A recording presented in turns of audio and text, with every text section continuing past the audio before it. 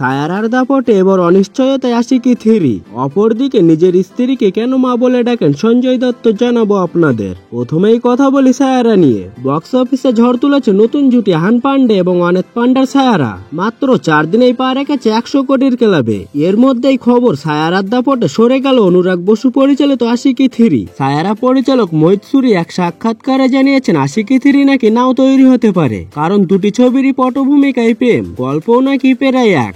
আগে মুক্তি পাওয়া মোহিতের ছবিটি বলিউডে নতুন মাইলফলক তৈরি করে ফেলেছে, ঠিক যেমনটি করেছিল কেয়ামত সে কেয়ামত তাক বা মাইনে প্যার কিয়া ছবি দুটো।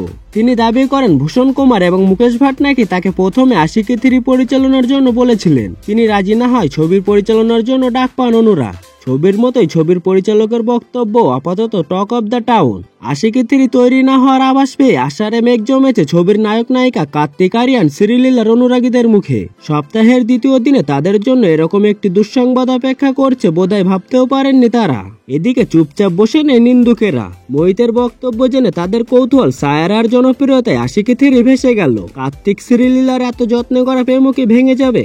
কিছুদিন আগে কার্তিক শ্রীলীলা জুটির প্রথম ছবি আশিকি থ্রি এর টিজার মুক্তি পেয়েছে। ইতিমধ্যে ছবির বেশ কিছু অংশ উত্তরবঙ্গে শুটও হয়ে গিয়েছে। পাশাপাশি সায়ারা বক্স অফিসে সফল হতে আরো একটি ঘটনা ঘটেছে।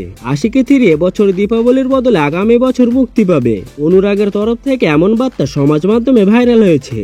অপরদিকে মাদক থেকে জঙ্গি যোগ নানা বিতর্কে নাম জড়িয়েছে সঞ্জয় দত্তের। তাকে নিয়ে বিতর্কের শেষ নেই। একের পর এক ব্যক্তিগত সম্পর্ক তাকে বহুবার শিরোনামে এনেছে। এরপর 2008 সালে মান্যতাকে বিয়ে করেন অভিনেতা, থিতু হন সংসারে।